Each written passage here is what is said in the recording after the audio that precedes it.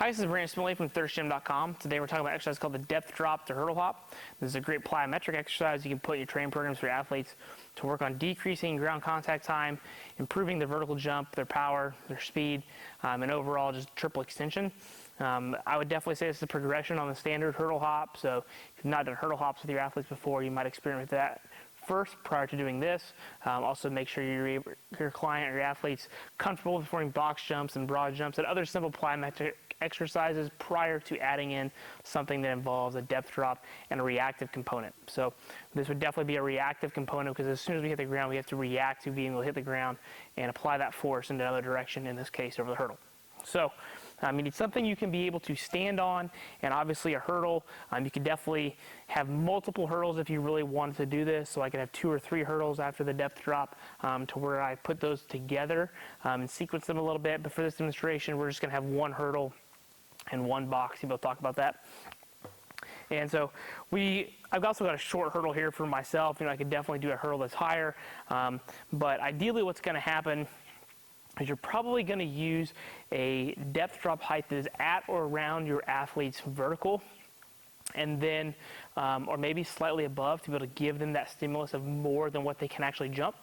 And then we're going to use that to create the stress shortening cycle to be able to help us jump higher on the next jump than what we normally would be able to do if we didn't have the depth drop. So that's the main thing that I personally look for with this exercise. If we can get this box height at or slightly above the athlete's vertical, we're in a good spot to start with. So I'm going to start here on the box. I got the hurdle placed.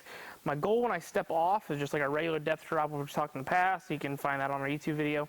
Step off, we want to limit the amount of time that we're on the turf, apply that force into the turf as hard as we can and over the hurdle, and then we're going to stick our landing over this hurdle since we only got 1. Step off. All right, and you come back.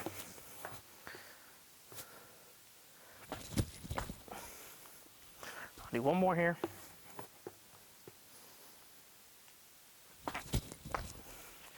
So notice that as I step off, I'm hitting and immediately going and sticking my landing. Obviously, if I had this higher, I would definitely want to make sure I get more vertical, make sure I clear it, as well as being able to apply as much force as possible.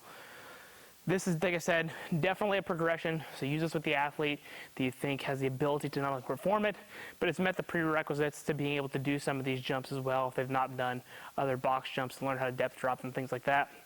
This might be too complicated for them.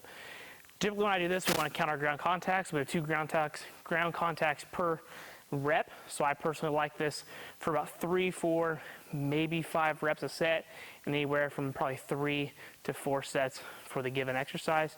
Obviously that can change quite a bit depending upon where your athletes are at experience-wise, season, height of the hurdles, how many hurdles you have set up for the exercise. There's quite a bit of variability there.